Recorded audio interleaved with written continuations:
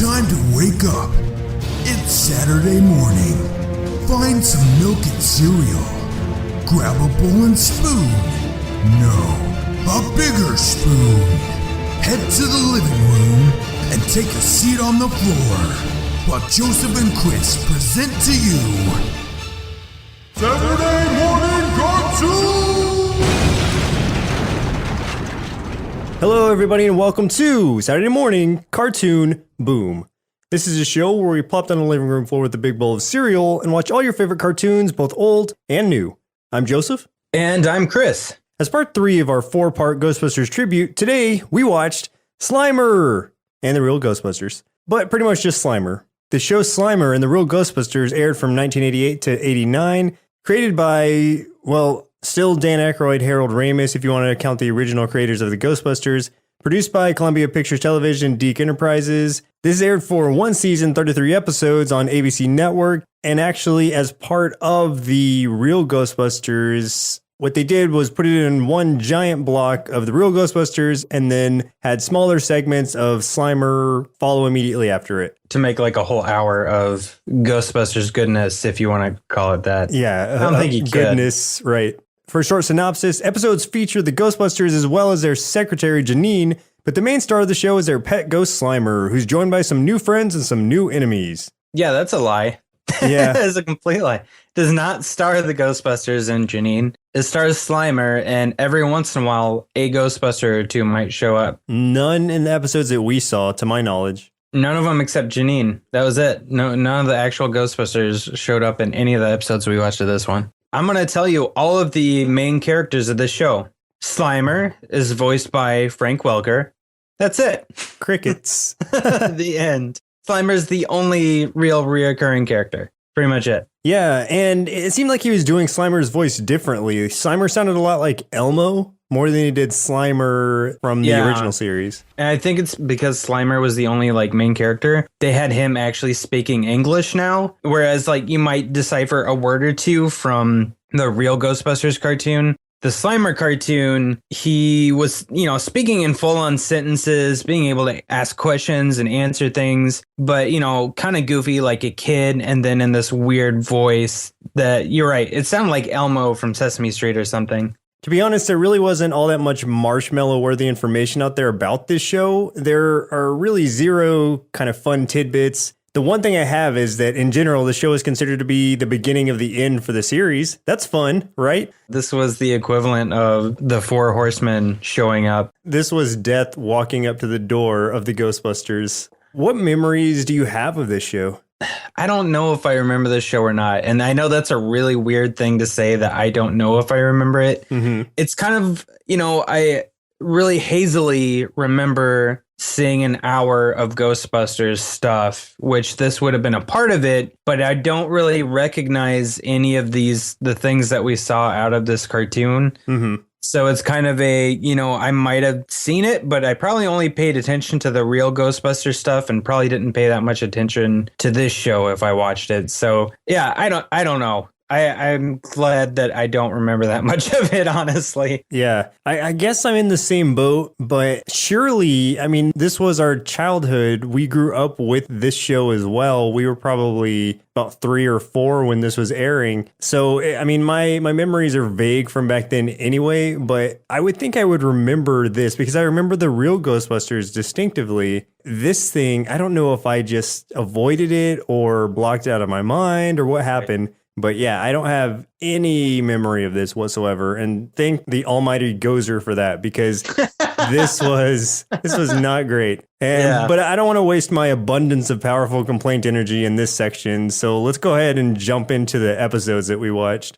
The very first episode, the highest rated episode, and finally, a random or listener chosen episode. The order may vary depending on how these episodes fall chronologically, but of course we have to start with the very first episode, which was Dr. Dweeb, I presume. Season 1, Episode 1. Already, from the title, you can tell this is not going in a good direction. When you see the name Dr. Dweeb as a character / title of the episode, no good will come of this. Yeah, and it's not even that was his nickname or something. That was his actual name.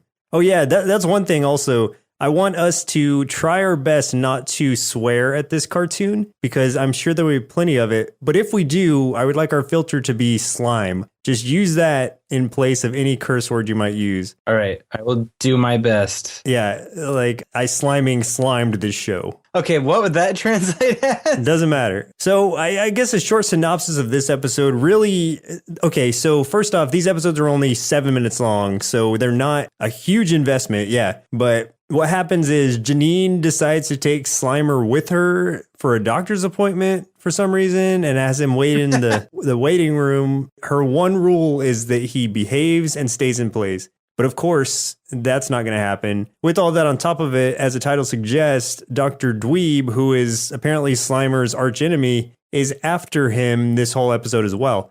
Just to point out real quick, Dr. Dweeb's gadgets are terrible. They are the worst ghost catching gadgets I've ever seen.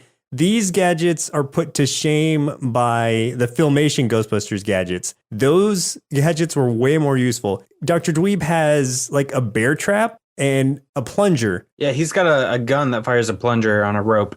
Slimer is made of ectoplasm. Like none of that would even affect him, really. I know we've seen Slimer pass through walls and stuff. Why would you assume a plunger? Oh man, this plunger, that's what's going to get a ghost that can pass through walls. He can't pass through plungers, could he? Good Lord. Okay, this is the worst thing I can say about this show is the fact that it's aimed towards kids in the worst way possible. It dumbs it down to the point where I don't even think kids could enjoy this show. Right, and obviously they didn't because it tanked hard. Yeah, it alienated the older viewers and it just basically insulted children's intelligence. I have been in a hospital environment before, and this waiting room for the doctor's office, this does not look like a doctor's office waiting room whatsoever. It looks like they're in the hallway of some wing of an actual hospital where they just happen to put 2 chairs, and that's what Slimer's sitting on. I mean, it is not a doctor's waiting room at all. It's like she literally is like walking through the wing of a hospital or something. So that was kind of weird, and I don't know why they even went that way. It would have been easier for them to do like a waiting room than that environment. I don't know. It was more like somebody drew a background from Scrubs versus like an actual waiting room. So I don't know. That kind of confused me. I'm not sure. And that's a really stupid and weird thing to nitpick at, but it prefaces everything else that I'm going to say about the show is like, why did they make that decision? Like, where did that come from? What was the point? Yeah, there was that. And then what was up with like all the women in this show, with the exception of Janine, where they're like these bulky, strong, or at least this one character that we see twice. She's the nurse, I guess. Is she a receptionist here? I think she's the receptionist. She was supposed to be a nurse / receptionist at the same time. Okay. So she was that, but she is gigantic. She is like Hulk in women form. Yeah. Not She-Hulk, because she is not like a thin muscular. She is like Rob Liefeld drew her. Yeah, exactly. It was so and drew her like a guy instead of a woman. But every character in this show, aside from Slimer, is kind of not really stereotype, but like it's like a caricature of a stereotype in the worst possible way. Yeah. So you've got a nurse. So they're like, okay, we have a nurse. Let's make her scary. Let's make her big and intimidating. Let's have her yell the entire time. And that's what they got. They got this giant muscular woman just screaming at everything, just super angry and like irate for no reason. Yeah. She also, and I know it's weird to say before I even say it, but realism is completely out the window on this altogether because just basic proportions. What happens to the woman eventually is in trying to capture Slimer, Dr. Dweeb accidentally, I guess, shrinks her down to size into the form of a serving tray. So she's all squished up in there. So already you're like, okay, well, this would have never happened in the real Ghostbusters. Like, those aren't human proportions. She would be crushed. And so, like, you see just the direction that this goes, where it's just complete wacky antics and not the funny kind, just a really dumb kind. Yeah, this was done like way more in the style of Tom and Jerry than the Real Ghostbusters cartoon that we're used to. It sounds weird comparing Real Ghostbusters to something realistic, but I mean, at least they're drawn in a realistic kind of way and live in a realistic kind of environment. where this is like the complete opposite, where, you know, someone could get smashed by an anvil and look like an accordion for a split second and have like little birds flying around their heads. Absolutely. It's like that kind of cartoon, basically, is what they went for here. Oh, man. And yeah. it's just weird to put that in the same block with a cartoon with the same characters, but that's a completely different style. It's just so weird. I don't understand why they would... I was like, if they're going to do this, I would definitely have separated them and put this like really early in the morning for the little kids, have the real Ghostbusters, you know, an hour or so later, and not put them together, because that just makes it weird. It's just a bad juxtaposition of these elements. And it really, I think it cursed the real Ghostbusters as well. Like, what do I even say? The rest of the episode is, it's nothing really. Slimer gets away, obviously. Yeah, there's no like real point in even talking about like what took place, because it doesn't even matter. It doesn't matter, and it's not really coherent. It's like the woman There's no continuity. The woman gets squished inside of the plate thing, and then beats up Dr. Dweeb. Yeah, beats up Dr. Dweeb. Okay, can I ask a question? Why is Dr. Dweeb even there trying to catch Slimer? We don't know. Yeah. Supposedly he's a mad scientist and he wants to do tests on Slimer, but he's not a paranormal scientist at all, obviously, because there's no way his traps would work in the first place. Yeah, I mean, even if he wants Slimer for tests, it's just like, why? Why do you want him for tests? What's your plan? What are you doing? Yeah. We don't know. They didn't explain anything. He just shows up and he's like talking to his little pink dog, Elizabeth.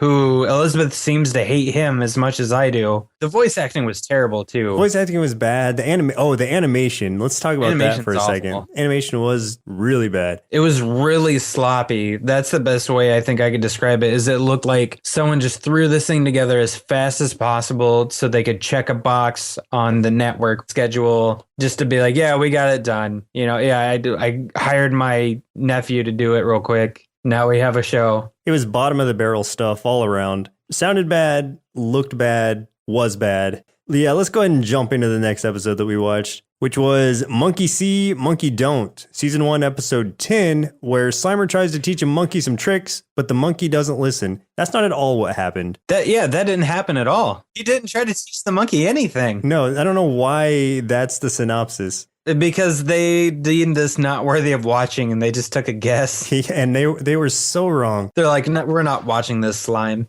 So Slimer's out with his friend. I think Rudy was this guy's name. By the way, Rudy, that sliming son of a slime. I'm trying really hard not to curse. He has overthrown Doc as the worst character of all time. This guy is a piece of slime.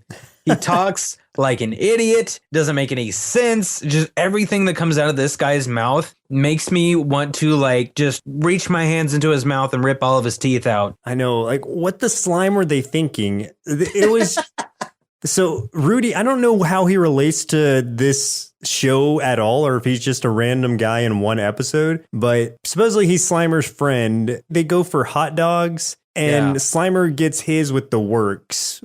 Hot dogs are 75 cents, but he gets his with the works, which is like everything. And so the guy tries to charge him another 75 cents. And instead of just, paying the difference, Rudy's like, well, what can we do? We have to make 75 cents. It's 75 cents. Come on. Yeah, really. Rudy. Stingy. You're a terrible friend. So he's like, I think they tried to make him kind of like the Fonz in a way, by the way that he talks. I don't know exactly what they're going for. He would be like, there's one line where I think he says, like he calls Slimer his main man and then basically says the same thing again, like twice in a row. He's like, my main man, Slimer, my man. I'm like, what? Go home. He's wearing like a Letterman's jacket and he's got a little bit longer hair and he's just a piece of garbage. I wonder if he was supposed to be one of the younger Ghostbusters. I don't think so, because the other one, the young ones that came later in the other show are like super young. No, I didn't see that one. Okay. They're like kids. Yeah, I don't know where this guy came from, and wherever he came from, I hope he goes back and stays there and dies. Oh, yeah, definitely. So the monkey portion of this is just, there's a guy on the street with a trained monkey who's, taking tips, and playing some music. And the monkey is also pickpocketing the people who walk by. So they've got a little scheme going on. Then Slimer and Rudy decide, oh, here's how we can make the money. We're going to do a monkey show too. But Slimer, you have to turn into a monkey. And so Slimer becomes Rudy's monkey. They pull out this stupid machine that has like a good switch and a bad switch on it. But it pretty much just looked like a propane grill with like a rocket stuck on the side. Yeah, where they got this, I don't know. And why that plays music, I have no idea. There's no explanation. It's just there. And why it has a switch for bad music is an even better question. Who knows? None of these questions have answers. They do this, and then, I don't know, the guy is trying to sabotage their ring because this is his turf. He grabs the cop, and he's like, hey, that's a monkey over there, and monkeys are illegal or something. I don't know. He didn't have a permit. So he's like, yeah, you gotta go arrest him. So the cop goes over there, and Rudy's like, no, he's a ghost. Here's a book. And the cop's like, oh, yeah, that is a ghost. That's pretty much a ghost. It has a picture of Slimer in it, and it says ghost. And then they're like, that's a monkey. And he goes back across the street to the actual guy with the monkey. And he's like, no, that's not a monkey. That's a dog. I'm like, are cops really this dumb? Like, is that what they're going for? And then he has to pull out the book with the picture of a monkey in it. And he's like, see? Monkey. He's like, oh, okay. And this was what was weird too, is I didn't understand this. The monkey was the one that was pickpocketing people, right? And I assume that he is partners with this guy because he hands the money to the guy puts it away. Right. But when the cop comes over, the monkey totally turns on this guy and is like, yeah, I'm totally a monkey. You should arrest this dude. And like gets his owner arrested. Yeah. I'm like, what? Why? It was all his idea. Yeah, the monkey totally sold him out. There's no rhyme or reason to this whatsoever. Like, I don't understand why that happened. I mean, if we're going to take it that direction, I don't understand why this show happened in general, but... Right. But monkey see, monkey don't. Did he ever get the money for his hot dog? I don't even think they resolved that portion of it. I think it ended without him getting any money or seeing the hot dog guy again. It's just like the first episode. There's just no resolution. There's no satisfactory resolution. You don't leave feeling like, okay, I like how this ended up. You leave the episode going, oh, well, at least one of the two criminals got caught. Yeah, now the monkey's going to start a crime ring. It's just bad. He's going to start his own street gang. And Slimer owes someone money, so Slimer's going to end up going to this monkey for a loan, and Slimer's going to get in too deep. He's going to get his knees broken. It's not going to be good. That was season 2. Luckily, they didn't get that far. Oh, yeah. We chose this episode, right? Because of the name? Yes. Okay. Do you regret that decision? Yes. I regret this entire show. Yeah. This is awful. Yeah, it's a flaming pile of slime. That's and for like sure. I said, if you guys have listened to our other episodes, there's an episode called Adventures of the Galaxy Rangers where I crowned this character Doc the worst cartoon character I've ever seen. And Rudy has now taken the mantle. So I feel like I need to, keep track of these guys, and like I'll keep you guys updated on how it progresses, if who's overthrown who for the worst character ever created. The title of worst character ever. Right. So right now, Rudy is top tier, followed really closely by Doc. Yeah, it's funny looking back at episodes that we have watched when you see something this bad and you're like, wow, nothing has been near this. I would bump everything up at least a half a point after watching this show, even the shows that I rated poorly. Rocket Power was a masterpiece compared to this, and that is saying a lot. Yeah, we'd have to have a scale of 100 to rate all these accurately, Yeah, this would still get the same score, I'll tell you that. All right, well, let's move on to the last episode that we watched, which was Showdown, Season 1, Episode 26. We chose this because it was the second highest rated episode. The first highest rated episode was actually the first episode, and we have to watch 3 because we like torturing ourselves. For a short synopsis of this one, Slimer takes one of his dogs to the dog show and ends up feuding with a rival dog. That does not tell the story at all. These are the worst synopses that I've read for this entire show. Question. Who the slime is this dog? They don't explain where this dog comes from. The description at least said Slimer's dog. I think it's weird that a ghost owns a dog. I find that very hard to believe. I don't think that's his dog. Where did this freaking dog come from? Yeah, I don't feel like that's his dog. I feel like it's one of his many friends who just drop in for one episode and then are never seen again. We don't even know the dog's name. Yeah, I don't think we did ever hear it. I don't think so. It's just dog. He was one of those Scottish Terriers, wasn't he? Yeah, it looked like that little thing from, wasn't there one of those in Lady and the Tramp? Yeah, exactly. He was drawn kind of like that. Like, I mean, he looked pretty much just like that. What did they want again? Like, what Food. were they after? Okay. They really wanted some deli food, deli meats. That's what it was. But they had So to. they're like, And yeah, again, Slimer has no money. So he has to. His idea this time is to go win $100 by participating in a dog show and using this terrier, this unnamed terrier, in order to do so. For one, if you can just walk into a dog show and just be like, hey, I'm going to compete, that's some low standards for that dog show. Two, if the grand prize is $100, that's not the kind of dog show you want to go to. Yeah. It's basically like if your dog doesn't have like the mange, you are guaranteed to win. He takes him to this show. Okay, one thing also is throughout all these episodes, nobody seems to react to Slimer at all. Like everybody's just Being like, a ghost. oh, little green ghost. That's cool. Like we see this all the time. Nobody's scared. He's fine everywhere. He might as well not even be a ghost at this point. Slimer could be replaced with anything. He doesn't use any ghost powers. He doesn't do anything ghost-like. He's green and he floats. That's it. It doesn't make any sense. They go into this dog show and it's being led by this, I guess this was supposed to be what they thought a French guy was like because he had a French accent. And of course they're like, okay, who do we know that's French? Oh, wasn't that Napoleon guy French? Yeah, that guy was French. Okay, let's draw a really short guy. Let's make him kind of tubby. Let's give him crazy hair. I don't know what the hair thing came from. He had hair like taller than himself, but I don't know. It was stupid. I can't even. Okay, Dr. Dweeb comes into this episode as well. Yeah. So does that really big woman, the really strong nurse. What was she in this one? I can't remember. I think she was just another like participant or something with a dog there. Maybe, I don't know. or maybe a judge or something. One of those. I don't remember. It doesn't even matter. No, none of this matters. None of the sliming matters. Yeah. Also, like I noticed in this show, every character that isn't a friend of Slimer's is a jerk. Like any just regular everyday person in this cartoon is an absolute jerk. Yeah. The judges, the guy running the thing, the nurse, anyone he runs into, just complete waste of human being. As much as I loved Slimer from the Real Ghostbusters, this was not what I wanted. This is not what more Slimer should be. Oh, and how's this one resolved? At least we do get kind of a resolution in this one, but Dr. Dweeb goes in, brings Elizabeth, enters Elizabeth, and they do some tactics to get all the other dogs out of there. So it just comes down to Slimer and his dog and Dr. Dweeb and Elizabeth. And once again, the animal betrays the master and Elizabeth ends up betraying Dr. Dweeb, chases after him to bite him or something. And because he's the last dog standing, Slimer's friend gets the money and then they go buy a bunch of food. Yeah, that's it.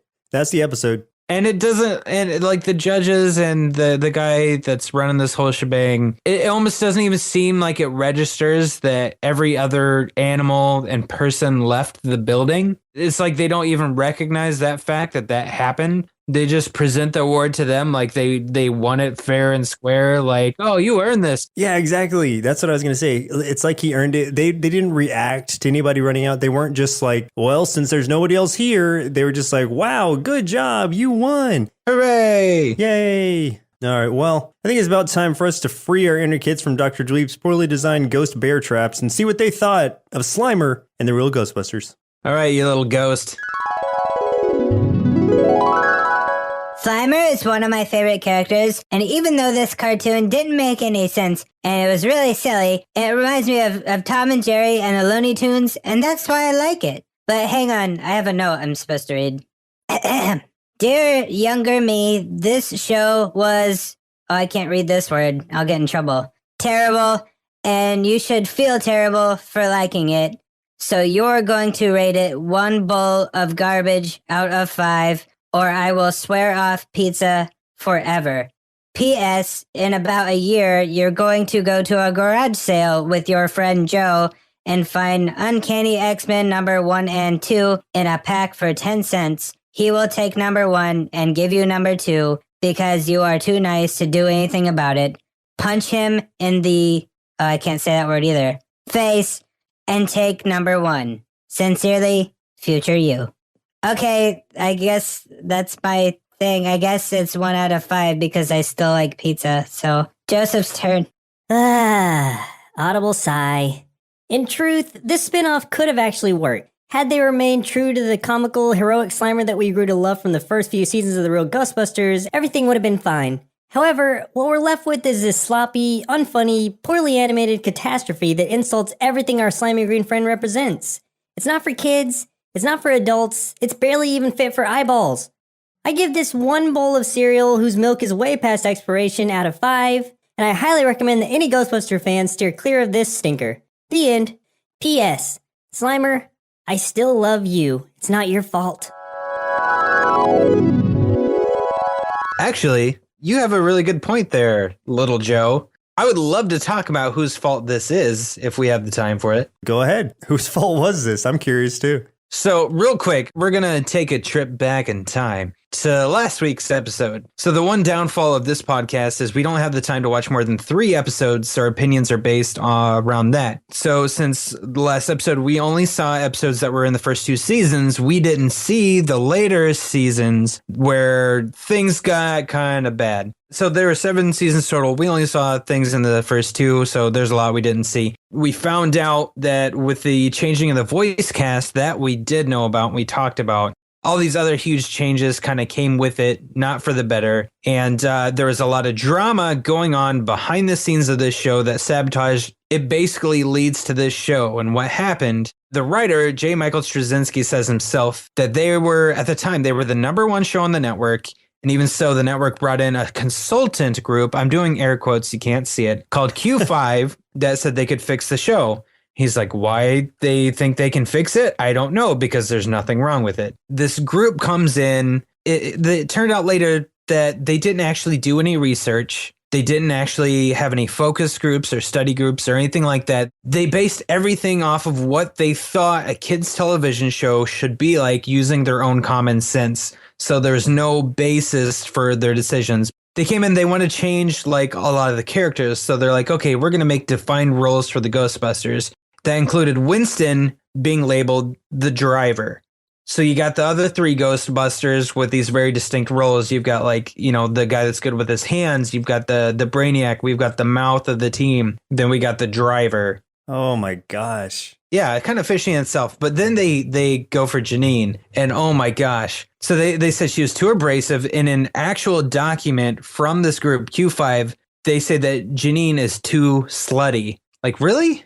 I wouldn't say slutty at all. No, not at all. So they forced the creators to change her clothing. They changed her glasses from the pointed ones to the round ones because they said kids are afraid of sharp objects. They said she needed to be more motherly, so it completely changed her personality. So she wasn't like the fiery, sarcastic lady anymore. Now she was just really nice and helpful and motherly. They got rid of the accent because they didn't like the accent. And instead of just asking the current voice of Janine to do the non-accent, because that lady doesn't have an accent in real life, she could have just been normal. They just fired her and brought someone else in. Oh, man. It gets even better. So then they're also like, hey, what do kids want to see on TV? They want to see other kids. Not necessarily true. So then they were forced to write in some little kids in the show, and we got the Junior Ghostbusters. That was a whole nother can of worms. It was just awful. They also got rid of the animation studio that was doing it, and they sent the animation to somebody else. So it lost the style. Pretty much everything started to change. And then they're like, oh, and kids love mascots. Usually it's a dog. You think of things like Scooby-Doo or stuff like that. That is Slimer in the show. Let's push Slimer to the forefront, even to the point where in the title screens, when it would say The Real Ghostbusters, Slimer would come out and write his name in slime above it, even though the show was still called The Real Ghostbusters. So they just were pushing Slimer. Basically, the writer of the show, J. Michael Straczynski, who is a phenomenal writer, he does so much great television, so many good comics, says, if this is what you guys are doing, I'm going to quit. And they're like, we're doing it. So he quit. And the show tanked. The ratings just fell through the floor. They begged him to come back. He finally did, as long as he said, as long as I get to do the show the way I want to. And even though they agreed, they still gave him a lot of crap when he came back because there was things they wouldn't let him do. They fought him over Janine some more because he was trying to change her back and they were trying to say, no, you can't. There's a lot of back and forth. So her look throughout like a season or two changes a lot to the point that they had to address it in the show by saying there was some sort of person controlling her that changed her personality and all kinds of stuff because it had changed so much. It was too noticeable. Gosh. It's just crazy. Like the amount the network screwed with these guys. Yeah. And a show that was perfectly fine, that was doing incredibly well, and they had to mess with it. They had to mess with it. What season was this that started? I think it started sometime after season 2, but I'm not entirely for sure at what point. But man, it's just, you know, it had to have come later because I don't think it would have lasted that much longer. Though, I mean, Straczynski did come back, so maybe that's what saved the show. But I mean, they went from being the #1 show to being like off the map. It was that dramatic of a downfall. Another thing that I thought was funny, and this happened after he came back, and this just shows the stupidity of the network and how much they were screwing with everything. So he wanted to mention this book. He was trying to mix a little bit of H.P. Lovecraft in with the show. Nice. You guys know Lovecraft. I mean, that's a pretty smart thing to do because there's so much Lovecraft out there that his writings have become kind of a mythos that, you know, sometimes the line between what's true and not is kind of blurred. And some people think some of this stuff is real. It's definitely not. I mean, come on. But the network thought some of the stuff that Lovecraft wrote for some reason was real. So he wanted to mention the book, The Necronomicon. It's also mentioned in things like, you know, Ash vs. the Evil Dead, stuff like that. So they were like, absolutely not. That's an occult book. We cannot put that in a children's television show. And Straczynski's like, no, it's not. It's not even real. It was something that Lovecraft referenced in many of his different stories to tie them all back together into one universe. Kind of like, you know, think of like Marvel's cinematic universe right now. The Avengers, or say Phil Coulson, tied them all together. Phil Coulson was basically the Necronomicon in this instance. So it's just a thing. It was a made up thing that Lovecraft used. And Straczynski's like, oh, that'd be cool if we could reference that because it's Ghostbusters. It's something that's creepy and occulty. That would be really cool. We'll do it in this fun way. And they're like, no, you can't do that. It's like the epitome of invoking the name of Satan. And oh, like, man. Oh, God, you guys are just freaking morons. Like they thought it was a real book. And he was just like, show me your research on that. And of course, they had nothing. But anyway, all those terrible decisions are what led to us getting this show, Slimer and the Real Ghostbusters, is these horrible decisions built up until they're like, okay, we want to keep pushing Slimer. We want to do these different things than what Straczynski wants. Let's make another show and just tie it into this hour block. That's how we got this piece of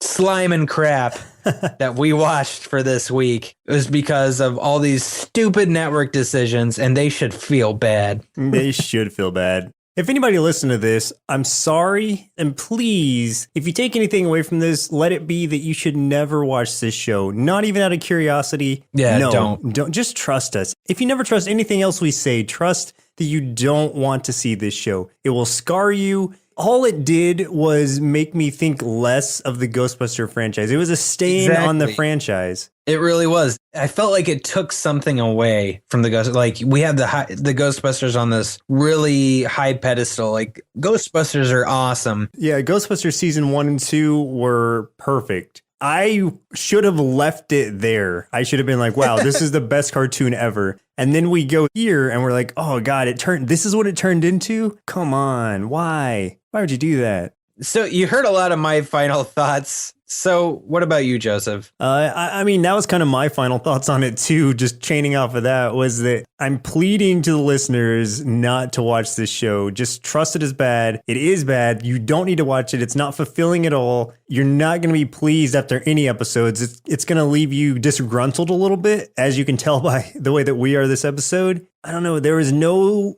sliming reason for this, so just pretend it doesn't exist. That's what I'm going to try to do and move on with your life. I feel like the only audience this show would have would be like toddlers, like little kids that just want to see a funny cartoon and they don't need to understand things. They can't even register things yet. Yeah. Right. the problem is that's not who they aimed it at. They aimed this at the same group that was watching the regular show. And I mean, if you, this is super nerdy, but if you go back and read anything about what they were trying to do at the time and stuff like that, they purposely were not targeting just kids. They were purposely targeting adults also. And then they gave us this crap. So obviously they honestly lost complete sight of what their audience was. So like I said, a little kid like 3 years old might enjoy this, but anyone older than that and any Ghostbusters fan is going to hate it. I mean, just absolutely hate it. Absolutely. There's no ifs, ands, and buts about it. Well, listeners, it looks like our milk supply has now run dry, so it's time for us to say goodbye. And next week, we'll be watching The Extreme Ghostbusters. And this is part 4, the last part of our 4-part Ghostbusters tribute, and hopefully it's going to make up for this stinker. Yeah, I'm hoping this redeems us. We'll see. But once again, I'm Joseph. And I'm Chris. And we'll see you next Saturday. Presented by Nerdsloth. A place for lazy nerds. If you like what you heard, consider donating at patreon.com/nerdsloth so we can continue bringing you quality shows. Be sure to also leave us a review and share your favorite episodes and clips on social media. If you're looking for more content, visit us at nerdsloth.com.